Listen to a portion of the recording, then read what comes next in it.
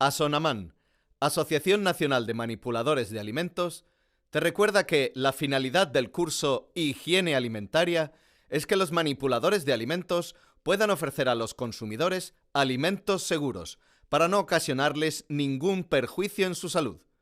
Si tienes alguna duda durante el curso o deseas realizar alguna consulta, puedes contactar a través de info@asonaman.es y en el teléfono 910910371. Coste de la llamada en España, tarifa local.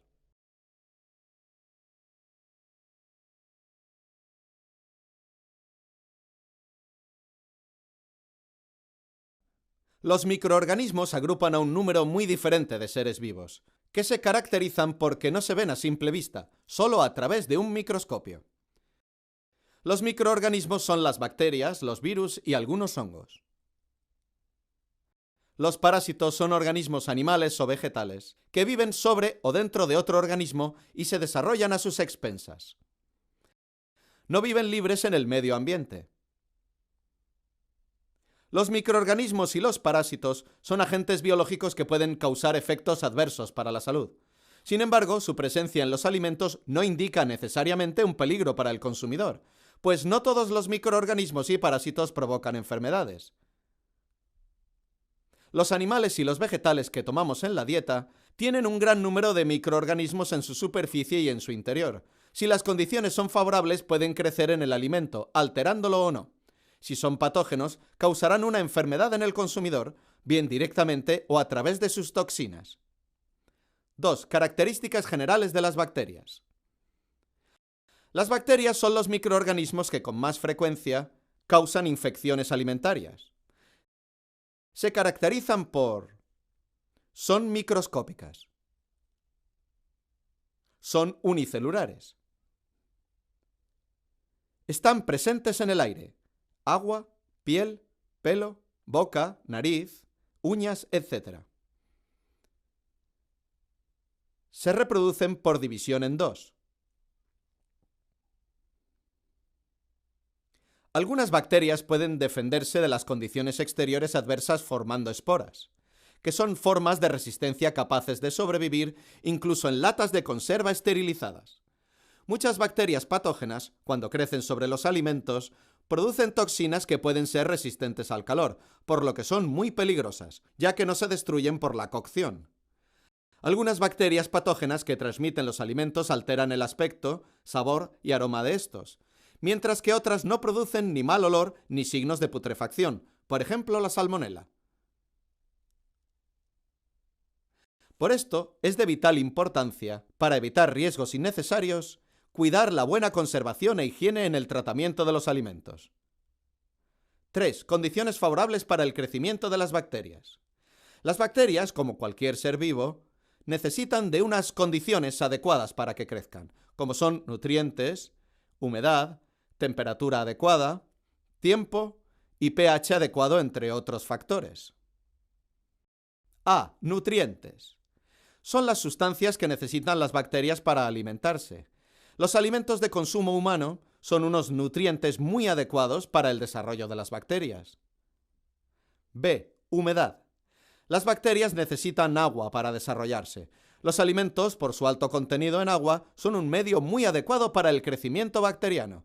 En los alimentos deshidratados las bacterias no crecen, pero tampoco se mueren, por lo que cuando estos se reconstituyen, las bacterias vuelven a multiplicarse. C. Oxígeno. Hay bacterias que crecen en presencia de oxígeno, aerobias, y otras que crecen en lugares donde no hay oxígeno, anaerobias. Esto hace que las latas y productos envasados al vacío no den una total garantía de la ausencia de microorganismos patógenos. D. Temperatura. La temperatura óptima para el crecimiento bacteriano es de 37 grados centígrados, temperatura del ser humano. Sin embargo, las bacterias son capaces de crecer entre 5 y 65 grados centígrados. Por debajo de los 5 grados centígrados las bacterias no mueren, pero se reproducen lentamente. Por eso en la nevera, entre 0 y 5 grados centígrados, tardan más tiempo en reproducirse que a temperatura ambiente, fuera de la nevera.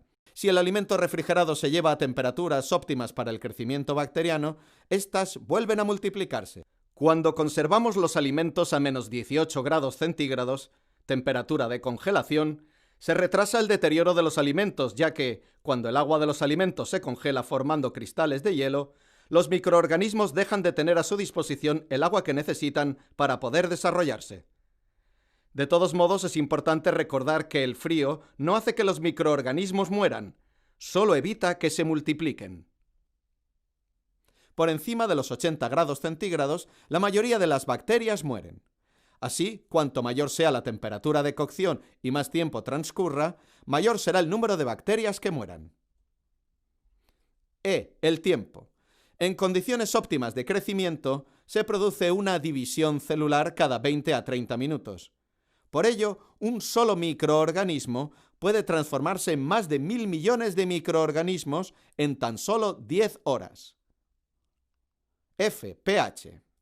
Mide la acidez o alcalinidad de un medio. En general, las bacterias patógenas prefieren un pH neutro como el del agua, aunque pueden crecer a valores de pH ligeramente alcalinos.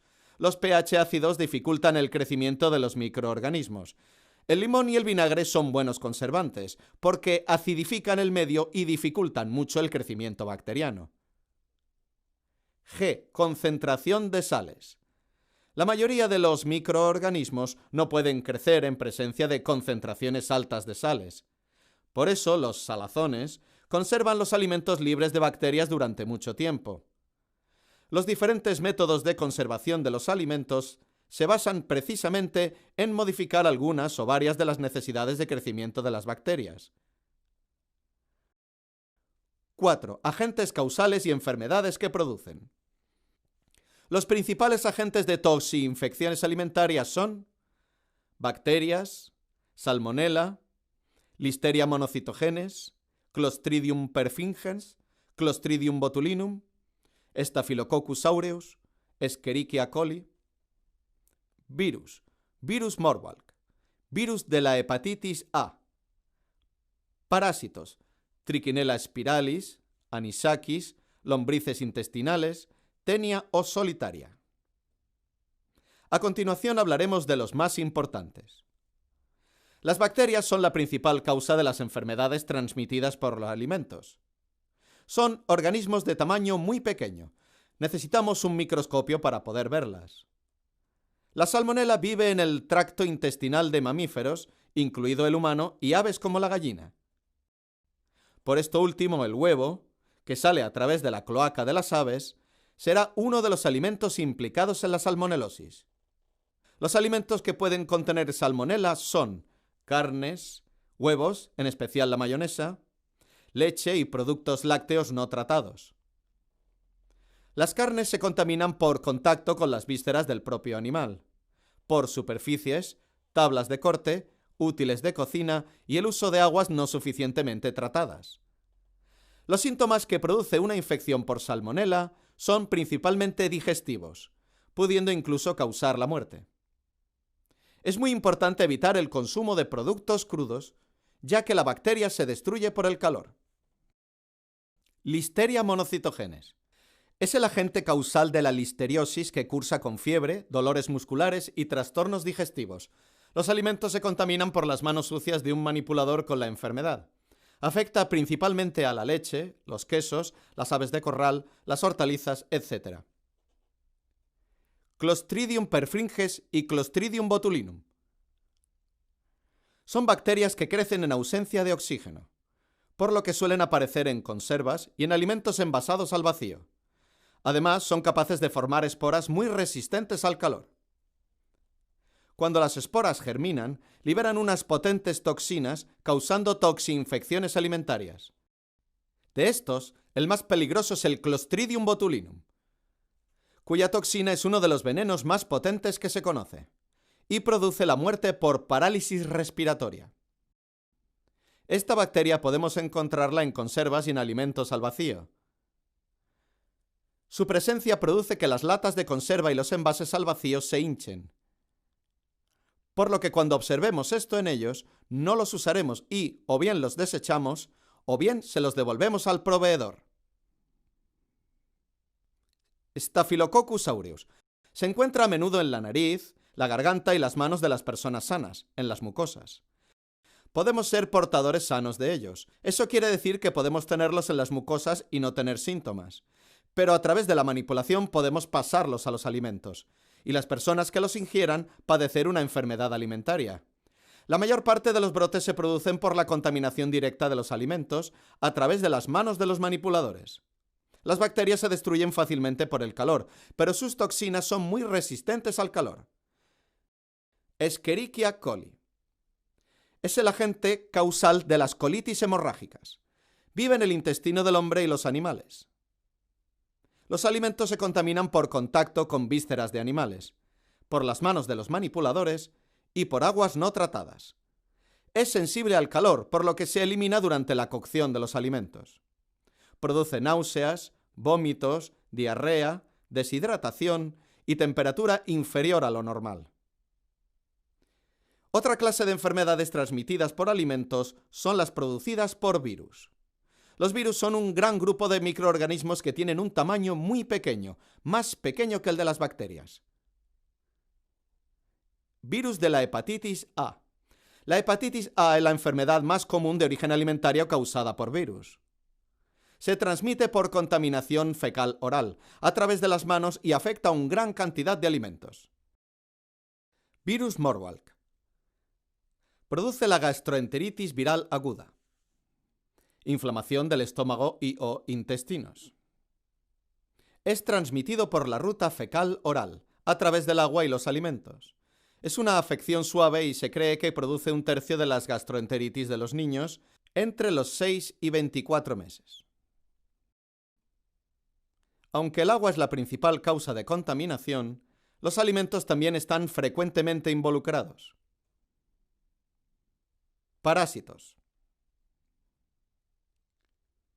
Los parásitos que producen enfermedades transmitidas son mucho más grandes que las bacterias. Algunos crecen en el tracto gastrointestinal del hombre y de los animales, pero otros están en los tejidos de los animales utilizados en la alimentación humana. Algunos de ellos son Trichinella spiralis. Se trata de un gusano que infecta principalmente a las ratas, que se devoran mutuamente y constituyen la reserva del parásito. Si los animales, en especial cerdos y jabalíes, se alimentan de manera inadecuada con ratas contaminadas, estos gusanos pasan a sus músculos enquistándose. El hombre se infecta comiendo carne de cerdo, jabalí, caballo, etc., con quistes de triquina y le produce una enfermedad llamada triquinosis. En el intestino humano, las larvas quedan en libertad y pasan al resto de los tejidos, produciendo una reacción inflamatoria importante y su nuevo enquistamiento. Anisakis. Es un parásito de peces que se encapsula en el tejido muscular y vísceras de algunos peces y llegan al hombre por la ingesta de pescado crudo o poco cocido parasitado. Cuando el hombre se infecta por anisakis, las larvas penetran en la mucosa gástrica e intestinal y las inflaman, provocando alteraciones gástricas que pueden llegar a la oclusión intestinal. Hay que tener cuidado porque el ahumado, la conservación en vinagre y la salazón ligera no matan las larvas de anisakis. Sin embargo, se puede garantizar su muerte por congelación durante más de 24 horas y por cocinado del pescado a más de 60 grados centígrados. En el caso del consumo de boquerones crudos, los limpiaremos y congelaremos antes de su preparación durante 24 horas. Tras ello, los descongelaremos en refrigeración y los prepararemos como se hace habitualmente.